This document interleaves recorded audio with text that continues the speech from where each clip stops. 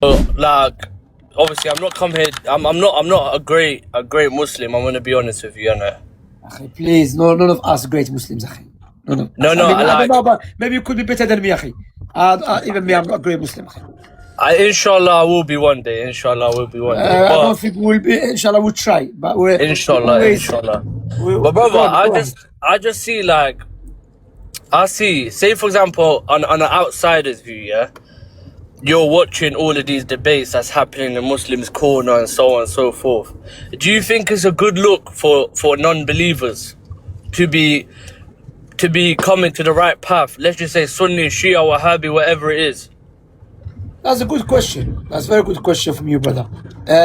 As long if it will be bad when we start screaming and shouting at each other, insulting each other. Yes, it's bad. It gives very bad impression to non-Muslims. However, if we have it respectfully and we try to establish the truth, then of course, for example, me myself, a brother came to me. He said, "Shamsi, my grandmother watched your video when you had debate with the ISIS follower. There was a guy in his corner. He was ISIS supporter. So his grandmother, she's a white lady from an English background, and she was saying, how come non-Muslims call out this extremist? So when she saw my video, she changed her view on Islam, even though her grandson is a Muslim. And he said, I treat her very nice, respectfully. But when she saw me confronting this extremist guy, she liked it. And she said, now I believe the Muslims are honest and they call out extremists. The same thing if someone is wrong, like Shia or Sufi or others, as long as we do it respectfully and we do it to establish truth, that shows us what? It shows the non-Muslims that the Muslims, they care about Islam more than anything else. There's no unity. Okay. Unity that damage Islam, that's not the unity which Allah taught us to do. The unity has to preserve Islam because there's 5 things to preserve. Islam came to preserve 5 things. Islam came to preserve the deen first, and to preserve the intellect, and to preserve the honor of the Muslims. Like you're not allowed to go and accuse a Muslim to be a fornicator or to backbite the Muslim, but you're allowed to backbite the Muslims or to speak out against him if you notice this Muslim is trying to damage openly, not in secret between him and Allah, but openly trying to damage the image of Islam. I agree, but don't you think it's damaging for the outside seeing this? Like, let's just say, for example, let's just say the Sunnah, the Ahl Sunnah. It comes from let's just say another point. Sorry, scrap that. Let's just say do you like believe that hadith is like 100%? The Sahih, yes, there's Sahih and there's Sunni or Shia. Yeah, both. Like Shia, they have same thing. The hadith Sahih and Da'if, authentic and unauthentic hadith. So not every hadith is Sahih. Not every hadith is 100%. If that's what you're trying to say. Yeah, that's what I'm trying to say. So, for example, myself, I'm a Shia, brother. Yeah. Okay. I was born into a Shia family, but I'm very open-minded because my parents were Sunni before. They reverted to Shiaism. So for me, obviously, it's my own journey because my father made the decision to convert. So for me, it's my journey as well. Does that make sense? Yes, 100%. Yes. Now, so I read both Shia hadith and I read Sunni hadith, right? Okay. But a couple of things caught me off guard. Like, for example, in Sahih Bukhari, when it says things such as, let's just say I'm an outsider, I'm a Christian, and I'm saying, okay, the Prophet ﷺ was perfect. Is that correct? Sorry, yes. Brother, can you hear me? So say for example, as an outsider, you're taught, for example, the Prophet ﷺ, Prophet Muhammad, was perfect. Yes or no? What do you mean by perfect? As in, he didn't commit no sins. Yeah, he was protected from the major sins and from the sins that would invalidate his prophethood. However, he fell into shortcomings, like every prophet and messengers. brother. But how can you say that? How can you say that? Because then that just makes him a regular person like me and you. Huh? But then doesn't that make him a regular person like me and you, for example? So Prophet to understand it very well, Prophet certain things he acted like a human being, normal human being, and certain things he acted like a prophet and a messenger. The thing he acted like prophet and messenger, no mistakes at all. But as a human being, he got sick, he forgot. In the Quran, Allah said to the Prophet, Ya ayyuhan nabiyyu, O Prophet, why you make that which is lawful and lawful for you? So Allah is what is correcting the Prophet, ﷺ. Is correcting him. Is he correcting him because he did something right, or he made a mistake?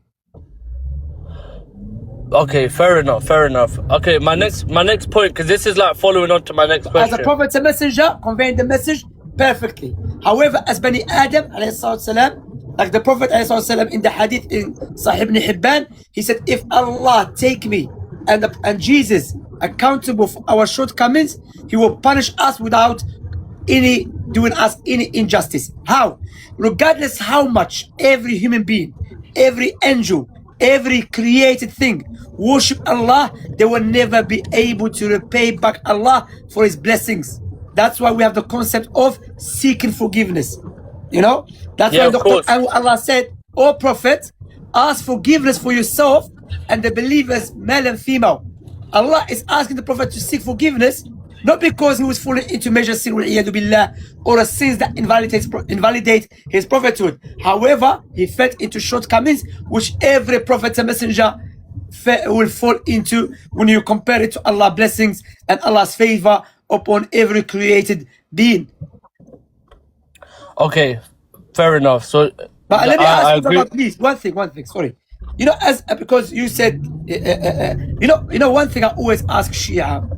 How come Shi'as belief is not in the Quran? Like the main belief, the concept.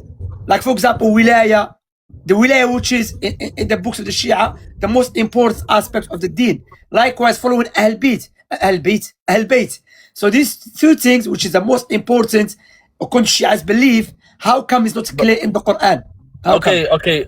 Quran aside for 1 second, it says in your hadith, in Sahih Bukhari, the Prophet ﷺ said, brother, wait. The Prophet said, I leave behind two things, the Quran and the Ahlul Bayt. Did he say that, yes or no, in your book? Carry on the hadith. That's the only bit I know of that. Yes, so the hadith doesn't say follow Ahl Bayt. He just said to take care of them, and that's what we do if someone of Ahl Bayt. But however, you want off the topic, brother. I'm asking you a question, and now, okay, for the sake of argument, let us say there is hadith. Now we have a clear verse in the Quran to follow Muhajir Ansar. So therefore, if we come to hadith, is tell us to oppose what is in the Quran.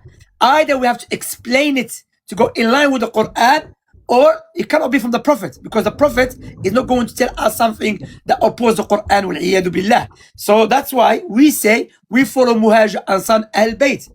In the Quran, Allah clearly told us to follow Muhajir Ansar. But what I'm saying, the Shia, they cannot reconcile like us. Because Shias believe you don't have to follow Muhajir Ansar. You only have to follow the A'imma al-Ma'sumin. But it's not in the Quran at all. So me, if you bring me hadith, says follow Ahl Bayt, I say فوق الرأس والعين. However, I got the Quran to tell you we follow both them. But you have the problem as a Shi'i, because you say no, we only take our deen from the A'imma al-Ma'sumin. So my question, how come in the Quran never taught us to take our deen from the A'imma al-Ma'sumin, and he taught us to take our deen from the Muhajir Ansar, which Shia do not follow? How come? Sorry, you cut out in the end bit. Can you say that again? Yes. How come Allah told us in the Quran clearly to follow Muhajir and the Ansar, but he never taught us to follow the A'imma al-Ma'sumin, according to you believe they are infallibles? Either you believe is wrong, or you believe the Quran is wrong. Can I say something? Can I say something? If you don't, no, if you don't mind, hold on. I'm just gonna say something, because I have watched your videos before and I've noticed a little something. If you don't mind, do you mind me saying something? Yeah, go ahead. I don't. By the way, I'm not into all of this. Oh, this is wrong, this is right. I just want to talk openly with you. Yeah. Yeah, go ahead, brother. But I've seen a little technique you do when someone's trying to direct a conversation. What you do is you take it away and you for example, I'll just give you an example. You then say, okay, I haven't even finished any of my questions. You're then saying to me, okay, find me this and this and this in the Quran, for example, yeah? I don't respect that direction, because I'm trying to ask you a question myself. You know, I'm talking to you as someone more learned than me. I'm trying to learn from you, you know? But then you're turning around and asking me a question, for example, no, what I'm trying to do, brother, I respect what I'm trying to do. The best I'm trying to do to make you reflect, because now, me myself, I was a Sufi. Okay, do you know what is Sufia? I've heard about it, brother. I was a Sufi myself. You know, I remember one thing that attracted me to quote unquote Wahhabism or Salafiyya, that I've noticed the Salafis believe clear in the Quran, but when it comes to Sufiya, praying to the righteous people, going through the Prophet Muhammad, Al-Bayt, the Sahaba, to pray through them, use intermediaries, is not in the Quran.